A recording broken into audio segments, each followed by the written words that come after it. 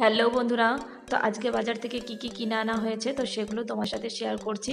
তো দেখো, কিছু গ্রসারি জিনিস আনা হয়েছে, তেল, চিনি, বিস্কুট, চা পাতা, তো এগুলো আনা হয়েছে। আর আনা হয়েছে সবজি। তো ঘরের সবজিও শেষ হয়ে গেছিলো। তো তোমরা তো জানোই আমাদের এদিকে বন্যা হয়ে গেছে। তো সেই কারণে সবজিপাতিও ঘরেতে খুব একটা নেই, ফুরিয়েও গেছে।